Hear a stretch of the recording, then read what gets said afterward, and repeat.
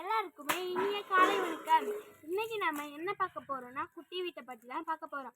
ஏன்னா குட்டி வீடு நமக்கு வேறுமே தெரிஞ்ச ஒன்று தான். ஆனால் இப்போ அது முன்னாடி நல்லா ஹைட்டாகவும் நல்ல நீளமாகவும் இருக்கு. பார்த்துக்கோங்க, இதான் நம்மளோட குட்டி வீடு. இப்போ வந்து இந்த வீட்டை வந்து நம்ம குடி போகிற மாதிரி இன்னைக்கு தான் பால் காய்க்கிறோம். செஞ்சு ஒரு வாரம் ஆகிட்டு, ஆனால் இப்போ தான் பால் காய்க்க போகிறோம். அதுக்காக ரிப்பன் வச்சுருக்கோம். ரிப்பன் கட் பண்ணி உள்ளே போகலான்ட்டு அதுக்கு கத்திரிக்கோள் எல்லாமே ரெடி பண்ணியாச்சு. இந்த வீட்டை கட்டினவங்களோட பேர் நான் சொல்கிறேன், நல்லா காது வாங்கிக்கோங்க. இந்த வீட்டை வந்து 2 பேர் தான் கட்டினாங்க. ஃபஸ்ட்டு ஆரம்பிச்சு அவங்க 2 பேர் தான்.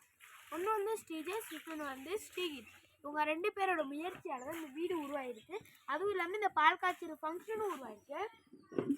அதே நேரத்தில் இங்கே தான் வந்து எல்லாருக்கும் நம்ம வந்து சாப்பாடு கொடுக்க போகிறோம்.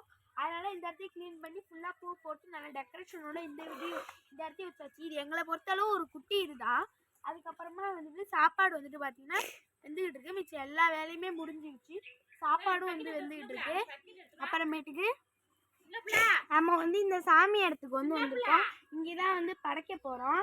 இந்த இடத்துல சந்தனம் எல்லாமே வச்சாச்சு. இங்கே தான் வந்து சாமியும் வந்துட்டு இருக்குது. எல்லாமே வச்சுட்டு ஏற்கனவே வந்து சாப்பாடு எல்லாமே ரெடி. பாருங்கள், இது வந்து தொட்டுக்கைக்கு 2மே தொட்டுக்கைக்கு தான். இது நம்ம தயிர் சாதம் வந்துட்டு செஞ்சு வச்சுருக்கோம். அப்புறம் சாப்பாடு வந்துட்டு நம்ம சாமிக்கு படைச்சிட்டு எல்லாருக்கும் சாப்பாடு போட்டுடலாம். என்னை பொறுத்தளவு நான் ஒன்று தான் சொல்லுவேனே, இந்த வீடு வந்து எல்லாராலையும் உருவானது கிடையாது. ஒரு 2 சின்ன குழந்தைங்களோட முயற்சியால் தான் இவ்வளோ பெரிய வீடும் இந்த அளவு அவங்க கட்ட நினச்சது ஒரு பெரிய விஷயம். இந்த வீடும் இதோடைய இந்த திறப்பு விழாவும் பால் காய்ச்சல் ஃபங்க்ஷனும் இவங்களால தான் நடைபெற்றது. அப்புறமேட்டுக்கு இதுக்கு உதவி செஞ்சவங்கள நான் கொஞ்சம் காட்ட விரும்புகிறேன்.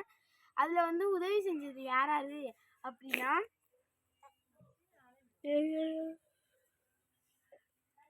அவங்க இன்னும் வரல, ஏதோ வேலையாக போயிருக்காங்க. அவ்வளோதான். நன்றி, வணக்கம்.